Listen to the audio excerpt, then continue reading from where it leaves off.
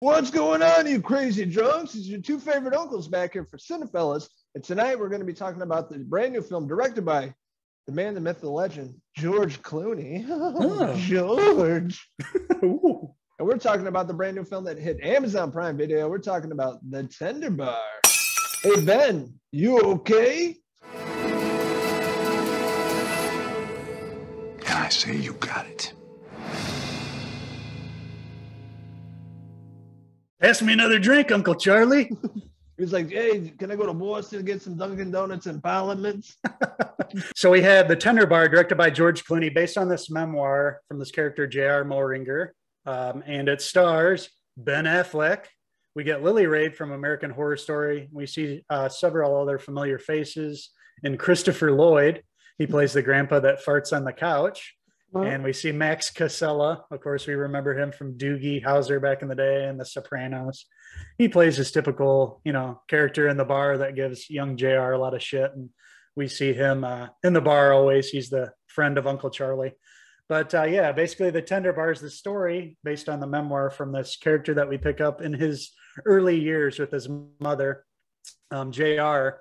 His mother's played by Lily Rabe. They have to move back home with the grandparents back in Long Island during the 60s, I believe. They have to move back to the grandparents' house. The father's been missing, his whole life. He's never around. He's this radio personality, DJ, has a really great voice for radio, but just has never been a part of JR's life. So we're seeing the story of JR unfold throughout the film, starting when he moves in with his grandparents there with his mother. In the 60s. And he's a poor young kid, kind of a broken family, moving back with his grandparents. His mom doesn't have a lot of money. They're trying to survive. He's trying to figure out what he wants to do with his life. And that's when Uncle Charlie comes in and gives him, the life lessons at the local bar, the Dickens, after the Dickens. Charles Dickens. And Uncle Ben is an enthusiast for all novels. He likes to read, very smart guy. And it felt like Ben Affleck was playing himself in this movie. Just the way that he comes off in this movie, very confident and very knowledgeable. Natural. He's a smart, natural, smart guy, but he works at a bar, doesn't really care. He's happy in life, and teaching young JR, about reading and trying to find his true calling in life, trying sports, and then finding out he wants to be a writer.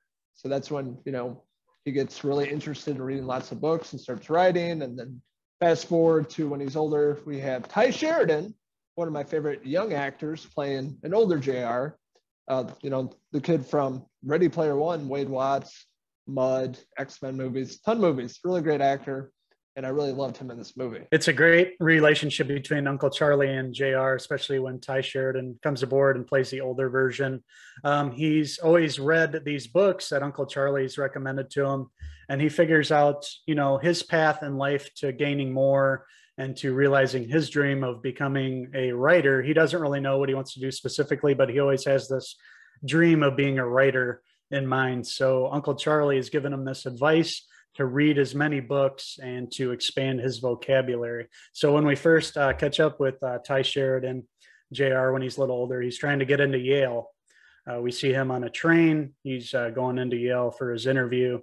And we see him in some nice scenes with this priest who talks to him when he's on the train there, and he's, asking him about his life. And, it's the story's kind of told through that lens too, of, JR going out to college and how he ends up there and what happens ultimately after he's accepted there and how his life will change. And it's all thanks to Uncle Charlie being the real father figure in his life and, setting him on this course for success later on, even if he doesn't really know what he wants to do, but, it's always there. And it ultimately leads to his dreams coming true by the end of the film. Yeah, and then they kind of had this side story where JR is in love with this girl.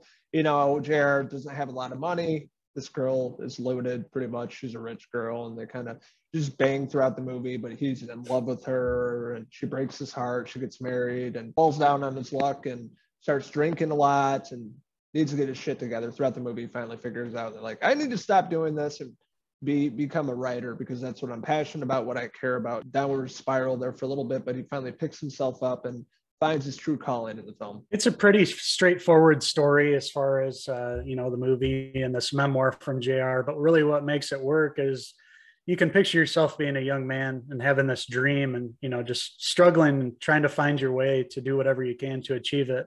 And with so many choices in life, it's easy to like kind of fall off, fall off course and have to find your way again. Sort of, you go through a lot of things in your life and things happen that set you off course. But if you have somebody, especially you can rely on in your family, like he did with Uncle Charlie, he's able to keep that within reach and ultimately, come back to it by the end, no matter what happens. He had some demons he had to overcome with his drinking, obviously probably being genetic with his father, being a big drunk and never being there for him, coming around every once in a while in JR's life, but, ultimately always disappointing, JR. And the final scene that we see him to, you think that things are going to be different because his father calls him and says, I've been sober for a while and we should meet up. And they have this scene in a diner where basically the father's like, well, I've been sober, but I've been allowing myself to have a cocktail every once in a while. So have one with me. This after, JR's told him that he doesn't want to end up the same way. He's kind of, doesn't want to drink as much either. And then, ultimately the father just goes off the rails again in front of him. And, we see about 10 minutes of screen time between the two. And that's about how much he got in his real life with his father. So it's a thing that's always, been held over his head, but luckily he had Uncle Charlie there. And this movie, really what makes it work is, just how likable Uncle Charlie with Ben Affleck's performance is. He's basically playing himself, but it just seems so natural and, it's so likable of a guy that you can't help but root for the two. And, with what happens by the end of the movie, it really makes for some emotional moments there with the two. And you see this kid's dream coming true, and how hard he had to work to get there. And he achieves it. And, just some great interactions, especially between Uncle Charlie and JR. And this is a movie that's very relatable to me and probably people in general. So, all the speed bumps that come in your life, overcoming those, following your dreams, finding the path to where you want to be in your life, growing up a lot, having people in your life that push you in the right direction, with this Uncle Charlie, Ben Affleck, which is one of the better performances I've seen of him in a long time, playing himself very natural. And he just pulls off this character. Loved the young kid. And then obviously Ty Sheridan playing the older JR. I thought they were really great, had great chemistry. And it was a feel-good movie, coming of age is something that was different movies I haven't checked out like these in a while. So it was good to, feel good about this movie and something relatable. I'm really interested in the story and the characters and how it all played out. Also, another great thing about this film is the soundtrack. I absolutely love the music in this 60s, 70s classic music. Radar Love in the beginning that opened with the movie. Yeah, that was great. Yeah, great playlist on Spotify. I've been listening to a lot of classic music in this. So it creates a really great atmosphere. Yeah, for sure. I noticed that as well. And it's not songs that you hear in every other movie, like your standard rock. You get these great songs, but it's some of the lesser known ones.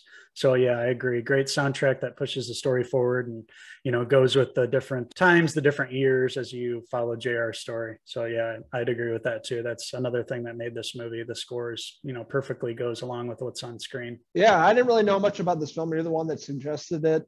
Didn't see a trailer for it, went in with fresh eyes, had a really great time with this movie based off the novel. Maybe I'll pick it up and read it after seeing this. I really was impressed.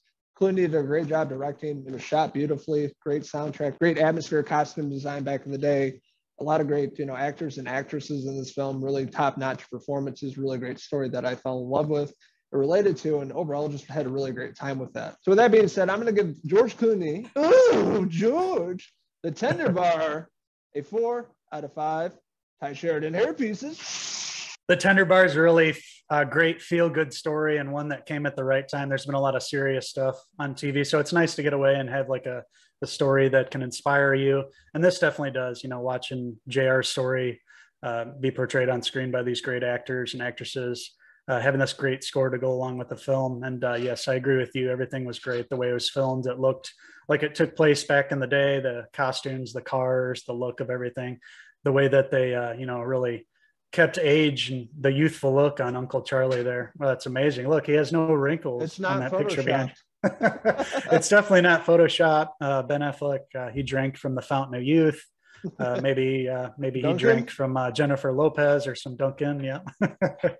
From the mayor of Duncan, his brother. But yeah, I had a really great time with this. Didn't know what to expect going in. Hadn't really seen too much of it, but I knew that it was coming to Amazon Prime. to stream for free. So I did that, and I was glad I did. I had a great time with the Tender Bar. I'm also interested in reading the memoir from J.R. Moringer. So I am going to give George Clooney's The Tender Bar a 4 out of 5 Max Martini, the voice hairpieces. Hey, JR, watch my film, The Tender Bar. So we highly recommend this film. It's currently streaming on Amazon Prime Video. If you guys are interested in it, definitely check it out. People that have seen this, let us know in the comments below what you liked about it. What didn't you like about it? What did you like about Ben Affleck's hairpiece? Well, these two rascals have to go grab a drink at the Dickens and read a few novels to educate ourselves and get better at these reviews. Because what do they say? Those with the best vocabulary succeed in life. These two rascals want to succeed. So until the next time, I'm Uncle Henry Hill. That's my good mate, Logan Myers. We're headed to the Dickens Bar. Cheers. Cheers.